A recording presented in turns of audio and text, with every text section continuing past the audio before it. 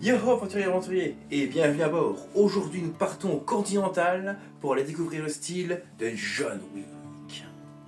Le style de John Wick est quelque chose de brutal mais efficace. Tout l'intérêt de son style est d'éliminer la personne le plus vite possible. Le style de John Wick est un mix de plusieurs arts martiaux, dont certains des forces spéciales. Le premier art martial que John Wick a très certainement appris et pratiqué, c'est le Sambo. Qu'est-ce que le Sambo? Le Sambo est un mélange entre le kickboxing, le judo et la lutte.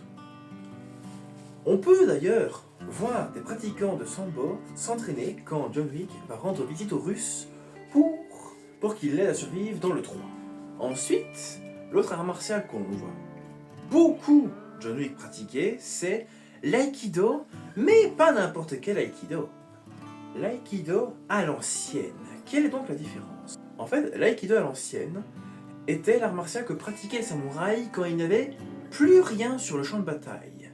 Donc évidemment, tout l'intérêt de ce style était de pouvoir survivre quand on n'avait plus d'armes. Ce qui fait qu'on pouvait utiliser n'importe quoi comme une arme. Comme pour John Wick, qui utilise un crayon, par exemple. D'ailleurs, dans l'aïkido à l'ancienne, on peut aussi apprendre le lancer de couteau, ou du coup, le lancer de crayon. L'autre intérêt de l'aïkido à l'ancienne, c'est d'éliminer un adversaire en, par exemple, lui cassant un bras, ou en l'éliminant. Je ne dis pas certains mots pour pas que YouTube m'embête. Ensuite, un autre art martial qu'on voit John Wick pratiquer quelquefois, c'est quand il est mis au sol par un adversaire. Et cet art martial s'appelle le Jiu-Jitsu brésilien. L'intérêt de ce style, c'est de savoir se défendre, comme je l'ai dit, quand on est au sol.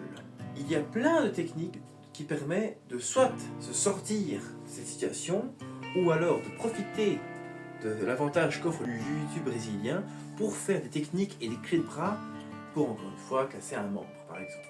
Ou même étrangler l'adversaire. Ensuite, il y a aussi les techniques avec des armes. Alors comme je l'ai dit, l'aïkido à l'ancienne permet d'apprendre à se défendre avec n'importe quelle arme. Mais quand John Wick prend un couteau, il est très inspiré par ce qu'on appelle le Spetsnaz. Un style des forces spéciales russes qui semble logique car comme je l'ai dit, il semble avoir un passé avec les Russes. L'intérêt du Spetsnaz avec un couteau, c'est d'avoir une technique précise sans utiliser beaucoup de mouvements. On n'est pas sur de grandes coupes, on est vraiment sur quelque chose presque chirurgical. Des coups de taille très précis et fins, et surtout des estocs précis qui veulent absolument viser des points vitaux. Par contre, forcément, quelle est l'arme de prédilection de John Wick? C'est évidemment le fusil. Alors, je l'ai trouvé sur un gars en costard, mais du coup ça me permet de me moderniser un peu. John Wick a une manière particulière de tenir son fusil.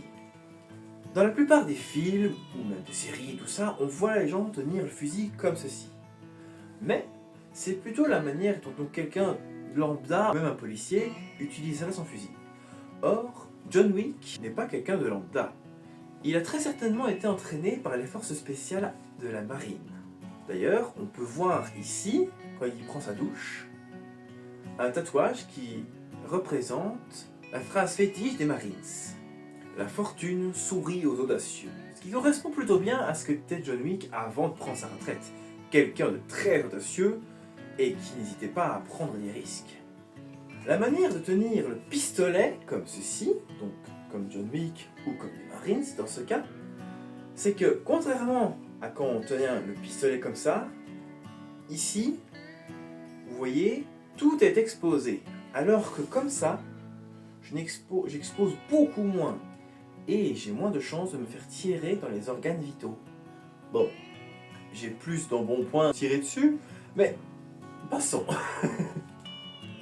L'intérêt aussi de tenir son fusil comme ça, c'est que on n'a pas vraiment besoin de viser, car on sait que le canon est droit devant et que l'adversaire en général est à maximum 5 mètres. D'ailleurs, dans le combat de John Wick avec des fusils, ils sont en général à maximum 5 mètres. Sinon, à ce moment-là, il va utiliser ça pour mieux viser. Ce qui est intéressant aussi, c'est que ça permet de ne pas se bloquer dans les murs. Ça permet d'être extrêmement mobile, pouvoir esquiver ou quoi. En plus, si on arrive sur un adversaire qui vient attaquer à main nue, et qu'on n'a pas le temps de le viser, on a directement une garde, au cas où. Et le fusil peut servir à frapper l'adversaire. Donc pour conclure, le mix de tous ces styles rend John Wick un homme extrêmement dangereux et létal. Ce qui veut dire qu'on n'utilise pas ce genre de technique et de style dans la vie de tous les jours, n'est-ce pas? On n'est pas tous des psychopathes, d'accord? Bah, quoique c'est que je suis un pirate, mais ça compte pas, ça. Enfin bref, moi je vais vous laisser. Je vais mettre les voiles, je vais partir avant qu'on me tire dessus, mais rappelez-vous, chers amis, les règles et les conséquences. Allez, ciao!